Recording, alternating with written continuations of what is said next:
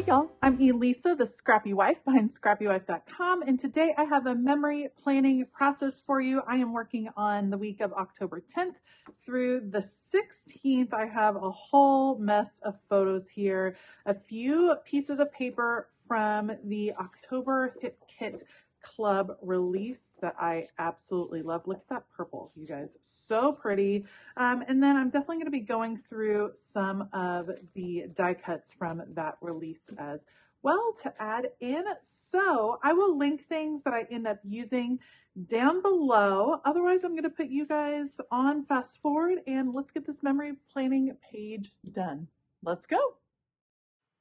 All right, so how pretty is this pumpkin paper? I was tempted to try to trim out a ton of these little pumpkins to have across my spread, but I decided I'm just going to utilize the whole paper. And so I very carefully measured the height of these big vertical boxes and then cut 2 long strips. Yep, fits really nicely. Then I'm going to measure again for the width of each length of boxes, if that makes sense. So each row, so on the left side and the right side.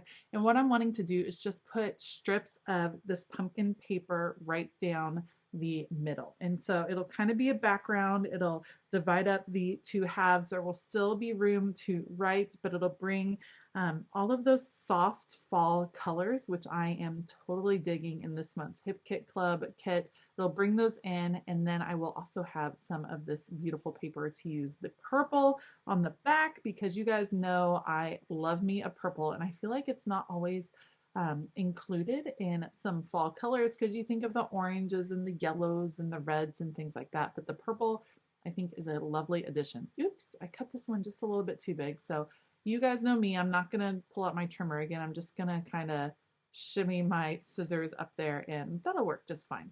I'm not one for exacting measurements most of the time, so I don't worry about that really that much. But see how that just sets a nice tone in the middle of the page? I think that would be so fun to do on a planner spread, like a regular catch-all planner spread as well. Just put that strip of paper down the middle. It's so pretty, brings lots of color to the page, and then you can layer things on top of it. What I am doing now is matting the photos that I have printed out. So I have a ton of different photos, trying to figure out where everything is going to go. And I'm mixing between the purple and then this beautiful yellow plaid. It's just a little pop of yellow that will start to come out. I love matting my photos. People ask me all the time how I get my photos the exact size of the Happy Planner boxes. I don't, because I print out my photos 4 to a page. So they always end up 2 by 3. These boxes are slightly different than 2 by 3. And so when I mat my photos, that allows me to kind of play and cover up any discrepancies with the measurement, which makes it a lot easier to put things on the page. So I mat my photos because I like the little pops of color, but I also mat my photos to cover an array of mishaps, you might say. So I'm a big fan of doing that, and it allows me to use some gorgeous paper and bring a theme to a page when I still have a ton of photos that I'm wanting to include on that page. Picture placement was a little bit challenging this week because, like many weeks, it was very weekend heavy. I had a lot of pictures from the weekend. We had a ton going on. Of course, there was soccer, there were races to be run. I was judging, plus my parents came into town, and that's what a lot of the week was focused on, was just preparing for them to come into town. So I had to shift photos a little bit. It's definitely photo heavy over on the right side. I balanced that out by pulling in some larger ephemera pieces on the left side. So let me pull out all of the ephemera. I had some large tags left over from last week's spread when I used tags all at the bottom of the page. And so I'm able to line those up kind of on the sidebar, ta-da, like this. And that brings in a balance because they're larger pieces. So it feels a little bit more even to me. Then I'm going to bring in, of course, one of my preferences is to always bring in words. So I love bringing in the ephemera pieces that have words like together. Love the good company. That was perfect for getting to see friends that I don't see very often, but getting to see them while I was judging. Just lots of those I think really helps tell the story. And I know that they're a little bit like basic phrases and that they could go for a lot of different things, but I think they fit really nicely and really enhance what's happening on the page. So just pulling out the last few little pieces here, filling in a few of the blanks. As I'm placing ephemera, I'm also thinking about where I'm going to want lines for journaling. Now I'm just going to start putting things down on the page. You guys, this came together so easily, and this is why I like using kits like the Hip Kit Club. I feel like there's less decisions that have to be made because you already have a bunch of pieces that go together. When you are just pulling from your stash, it can be a little bit overwhelming to find things that go together.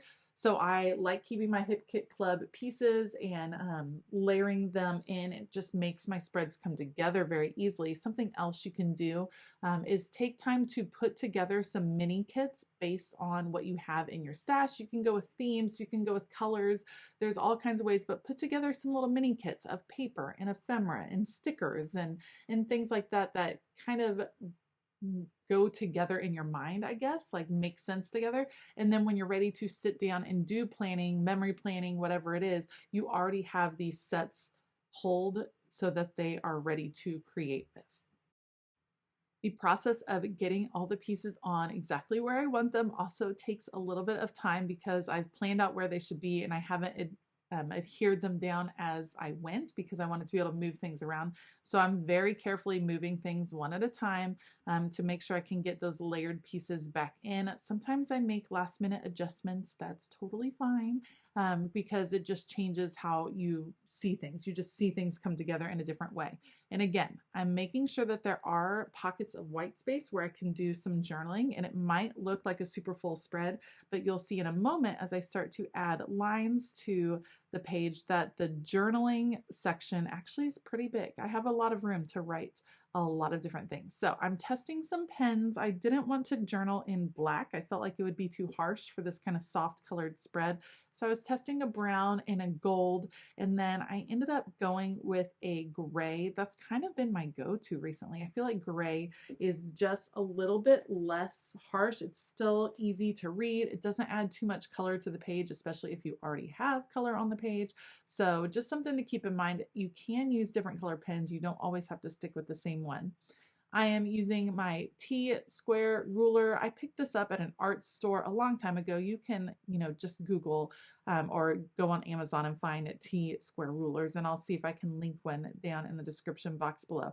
But I use that to add journaling lines because I feel like it makes it look more uniform across the page. I don't trust myself to write the same size or to not write at an angle or something. So I always like adding journaling lines. And once those are in, I do go ahead and put the journaling in as soon as I can. I don't wait for the journaling because I don't want to forget what it is I was going to write. And that is going to be it for this memory planning spread as I fill in all of my little journaling pockets. If you like this video, please give it a thumbs up. Consider hitting that subscribe button as well as the bell notification button. Like I said earlier, I will link the supplies that I use down in the description box below, so you can feel free to check those out. I want to give a huge shout out to all of my Patreon members. Thank you guys so much for all of your support. It really means the world to me. If you want to check out Patreon, check out the great things that are happening over there, the extra content and the extra perks, then make sure to check the link for Patreon in the description box below as well. All right, I hope that you have a fabulous day, and as always, keep it creative.